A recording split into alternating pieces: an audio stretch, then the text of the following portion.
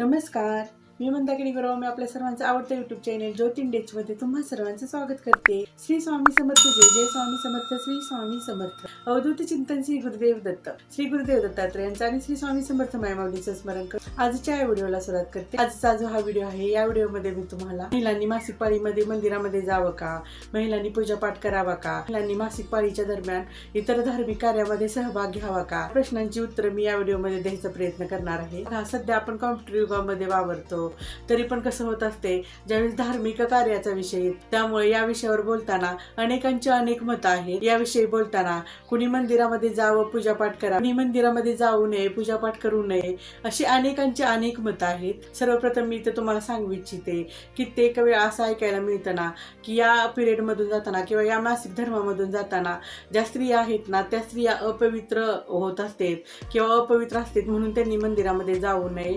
तर मी इथं सांगू इच्छिते, असं काहीही नाही. या पिरियड मधून जाताना किंवा मासिक धर्मामधून जाताना कोणत्याही स्त्रिया अपवित्र कधीही नसते. त्या क्रियेमुळे, मासिक पाळीमुळे त्या स्त्रीमध्ये प्रजनन क्षमता येते. त्या निसर्गानंच ह्या स्त्रीला हे मासिक पाळीचं चक्र दिलेलं आहे. मासिक पाळीच्या चक्रामुळेच आपला जो हा वंश आहे ना, हा वंश वाढत असतो. कारण या मासिक पाळीमुळेच स्त्री या शब्दाला पूर्णत्व येत असतं, स्त्री या शब्दाला ममत्व प्राप्त होत असतं, स्त्री या शब्दाला आईचं रूप मिळत असतं. या मासिक पाळीमुळेच कोणतीही स्त्री आहे ना, ती स्त्री परिपूर्ण होत असते. म्हणून मी तर तुम्हाला सांगू इच्छिते, या मासिक पाळीच्या दरम्यान कोणतीही स्त्री कधीही अपवित्र होत नाही. प्रत्येकाच्या मनामध्ये हा प्रश्न असेल की आपण मंदिरामध्ये जावं का, आपण पूजापाठ करावा का, या दरम्यान कोणत्याही धार्मिक कार्यामध्ये, आध्यात्मिक कार्यामध्ये आपण सहभाग घ्यावा का, आपण सहभागी व्हावं का, असे कित्येक प्रश्न अनेकांच्या मनामध्ये अनेक वेळा येत असतात.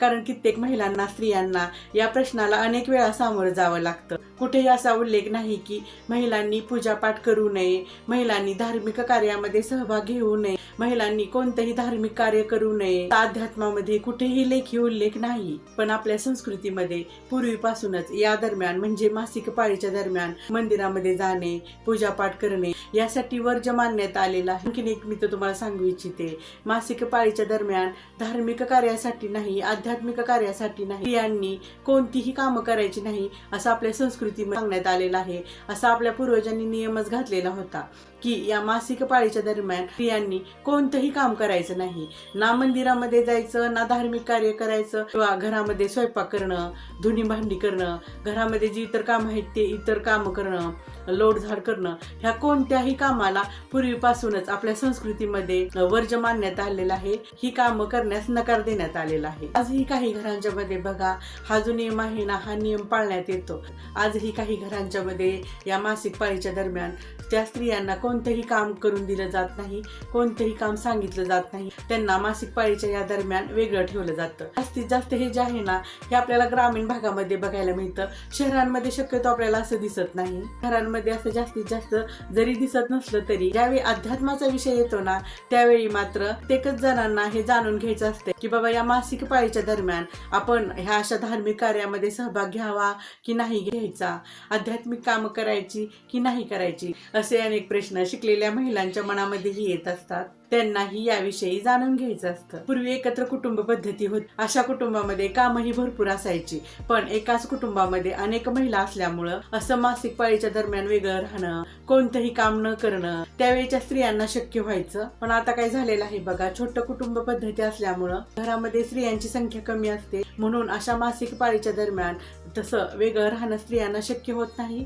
स्त्रियांना जमत नाही. पूर्वी असं हे मासिक पाळीच्या दरम्यान का बरं वेगळं ठेवलं जायचं? कारण पूर्वी त्या स्त्रियांना भरपूर कामं असायची. अगदी दळण दळण्यापासून पाणी भरणे, भकडी सारवण काढणे, घर सारवणे, अंगण सारवणे, भरपूर प्रमाणामध्ये स्वयंपाक करणे, मोठ्या प्रमाणामध्ये धुणी भांडी करणे, अशी अनेक कामं स्त्रियांना उठल्यापासून झोपेपर्यंत असायची. व त्या अशा कामांच्यामुळे त्या महिलांना या पिरियड मध्ये, या मासिक पाळीच्या दरम्यान आराम मिळायचा नाही. कारण ज्यावेळी मासिक पाळी सुरू असते त्यावेळी जर का महिलांनी अशी जास्त कष्टाची कामे केली ना, तर त्यांना खूप त्रास व्हायचा. हे पूर्वीचे लोक जाणत होते. म्हणून पूर्ण नियोजन करून त्यांनी, पूर्वीच्या लोकांनी मासिक पाळीच्या दरम्यान या वेळेमध्ये स्त्रियांनी कोणतीही घरातील आणि आध्यात्मिक धार्मिक कामं करू नयेत। या कामांच्यासाठी त्यांना वर्ज्य मानण्यात आलेलं होतं, त्यांना नकार देण्यात आलेला होता। त्यांनी असा हा नियमच केलेला। आजही काही घरांमध्ये हा जो नियम आहे ना, हा नियम पाळला जातो। जो नियम आहे ना, हा नियम त्या लोकांनी या कालावधीमध्ये, या मासिक धर्मामध्ये महिला दूषित होते, अपवित्र होते म्हणून केलेला नव्हता। स्त्रियांच्या, महिलांच्या काळजीपोटी हा नियम त्यांनी केलेला होता। तिला त्या अवस्थेमधून जाताना, त्या मासिक धर्मामधून जाताना आराम मिळावा, तिला कोणताही त्रास होऊ नये, हाच हेतू त्यांचा त्या पाठीमागचा होता। कारण ज्यावेळी अशी चर्चा निघते त्यावेळी आपण चुकीचा समज करून घेतो, त्यावेळी त्याची चांगली बाजू बघणं ही आपण गरजेचं आहे। या व्हिडिओमध्ये मी तुम्हाला माझं मत सांगणार आहे की मला काय वाटतं की बाबा या मासिक पाळीच्या दरम्यान आपण धार्मिक आध्यात्मिक कार्यामध्ये सहभाग घ्यावा की नाही घ्यावा, अशा अवस्थेमधून जाताना आपण पूजा अर्चा करावी का नाही करावी, याविषयीचं मी माझं मत तुम्हाला सांगणार आहे। शक्यतो मासिक पाळीमध्ये देवाची पूजा अर्चा करणं, मंदिरामध्ये जाणं, आध्यात्मिक कार्यामध्ये सहभाग घेणं, पूजा अर्चा करणं हे टाळावं, हे करू नये असं मला तरी वाटतं। मासिक पाळीच्या 4 दिवसामध्ये शक्यतो आपल्याला आरामच करायचा असतो, कोणतीही काम आपल्याला करायची नसते, ना आध्यात्मिक ना धार्मिक, त्याचबरोबर घरातीलही कामं येते। या अशा अवस्थेमधून जाताना महिलांच्या शरीरामधून अधिक जास्त प्रमाणामध्ये रक्तस्राव होत असतोय, आपल्या पूर्ण शरीरावर त्याचा परिणाम आपल्याला दिसून येतो। मग त्या अवस्थेमधून जाताना आपल्याला जास्तीत जास्त आरामाची गरज असते। हे जे 4 दिवस आहेत ना, हे 4 दिवस आपल्या महिलांच्यासाठी खूप नाजूक दिवस असते। या अवस्थेमधून जाताना कित्येकांना बघा चक्कर येते, उलटी होते, मळमळते, कोणत्याही कामामध्ये लक्ष लागत नाही। काहींना तर ना या अवस्थेमध्ये जास्त अन्नही खाल्लं जात नाही। काहींच्या मध्ये बघा जास्त रक्तस्राव झाल्यामुळे इन्फेक्शन होण्याची भीतीही निर्माण होत असते।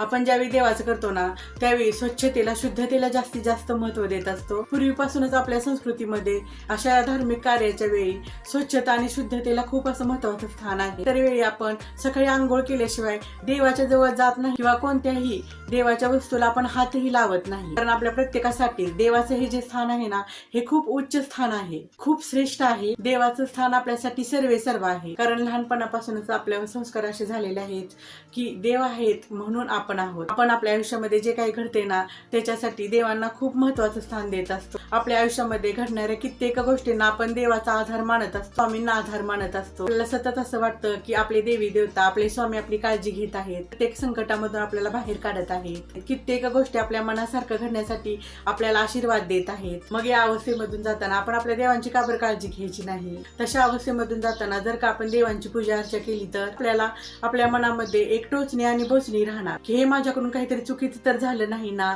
मी काहीतरी चुकीचं तर केलं नाही ना। मी तर सांगू इच्छिते, त्या 4 दिवसाच्या पिरियड मधून जाताना कोणत्याही धार्मिक कार्यामध्ये, आध्यात्मिक कार्यामध्ये आपण सहभाग घेऊ नये आणि कोणतीही पूजा अर्चा आपण करू नये। त्यावेळी आपण तसं त्या पिरियड मधून जात असतो, मासिक पाळी मधून जात असतो, त्यावेळी काय करायचं आहे आपल्याला, आपल्या घरातील जे इतर लोक आहेत ना त्यांना देवपूजा करायला सांगायचे आहे, त्यांच्याकडून देवपूजा करून घ्यायची आहे। पण ज्यांच्या घरामध्ये असं करणं शक्य नसेल ना, त्यांनी काय बरं करायचं आहे, त्यांनी 4 दिवस पूर्ण झाल्यानंतरच देवपूजा करावी आणि आध्यात्मिक कार्यामध्ये सहभाग घ्यावा असं मला तरी वाटतं। कारण मीही माझ्या घरामध्ये असंच करते। कोणतीही देवी देवता तुम्हाला कधीही शिक्षा करणार नाही, ते पूर्वीपासून चालत आलेलं आहे ना, त्याचे संस्कार कुठेतरी आपल्या मनावर झालेले असतात, कुठेतरी खोलवर आपल्या मनावरती ते बिंबलेलं असतं। आपल्याला काही त्रास नको म्हणून या 4 दिवसाच्या कालावधीमध्ये आपण कोणत्याही आध्यात्मिक कार्यामध्ये सहभाग घेऊ नये किंवा देवांची देवपूजा करू नये असं मला तरी वाटतं। या पिरियड मध्ये आपल्याला काय करायचं आहे, या पिरियड मध्ये जरी आपण देवपूजा करत नसलो, कोणतंही आध्यात्मिक काम करत नसलो, तरी आपल्या प्रत्येकाजवळ मोबाईल तरी आहेच ना।